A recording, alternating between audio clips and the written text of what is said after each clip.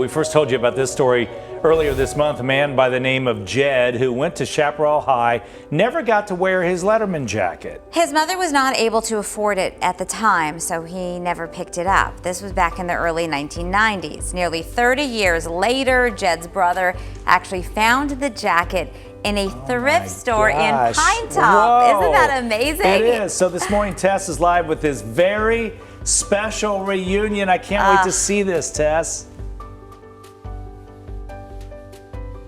That's right.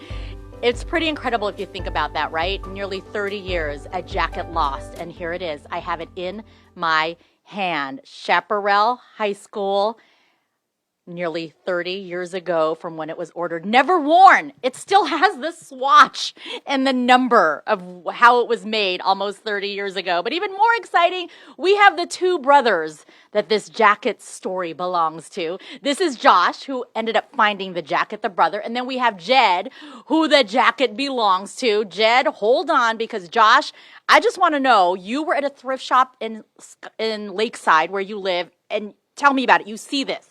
Yeah, so I'm out thrift store shopping right near my house, Veterans Village in Lakeside. I told them I wear this shirt.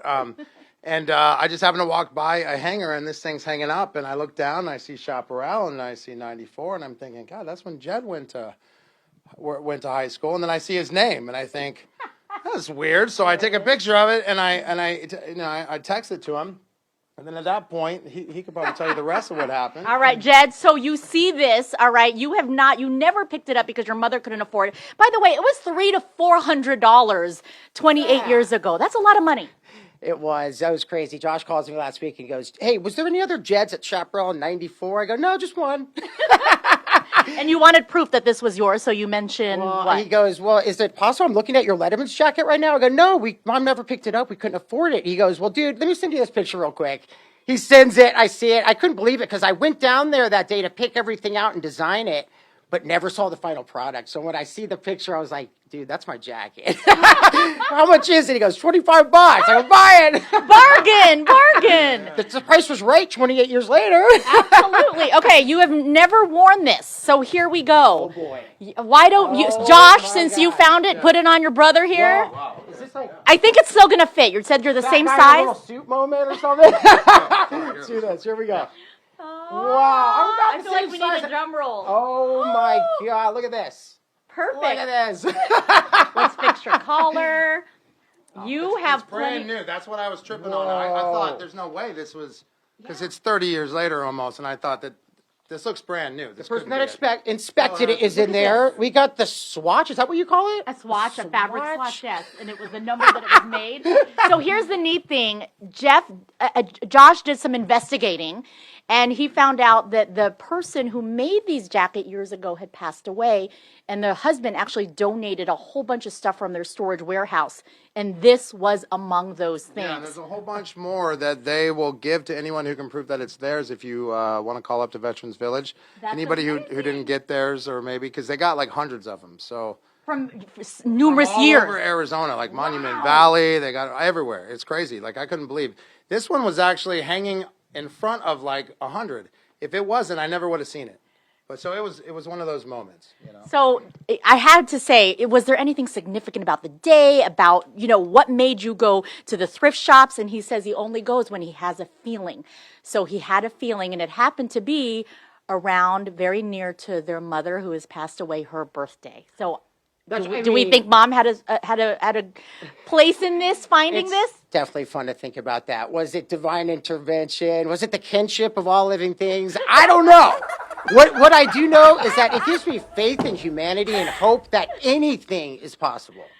Anything is possible. this guy. 28 years he's later, great. he put this together in 93. Wow. Turn around, model it for us one more time. It even has his wide receiver, his number one. There it is, Chaparral 94. I can't believe it. And guess what, guys? He's a musician, so you bet He he's looks going to wear like this it. on stage, especially when you're playing at the Troubadour on Tuesday. Tell us who you're opening for. Says we're going to open for Navarro, Hawkins, and Cheney at the Troubadour on November 23rd in West Hollywood, California. We're real excited. Am I wearing the jacket? I don't know.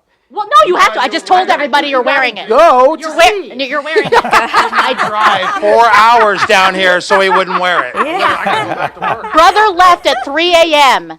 to make it to see him. He flew in yesterday. Wow. So you bet this jacket is going to be on stage. Sorry, I'm now your wardrobe coordinator. And again, real quickly, Veterans Village Lakeside. If you never got your Letterman's jacket, maybe in the 80s, 90s, 2000s, it may be there. Wow. It's possible. I mean, I didn't know this was possible. Well, they so. got a bunch of jackets up there with people's names on it, right? Well, if you didn't get your jacket back in the day, you might want to call up there and That see is if they so have it. cool. What are you going to do with this thing? I'm going to wear it. I've been playing shows recently in Southern California. Everybody that comes asks to wear the jacket. You got to wear the jacket.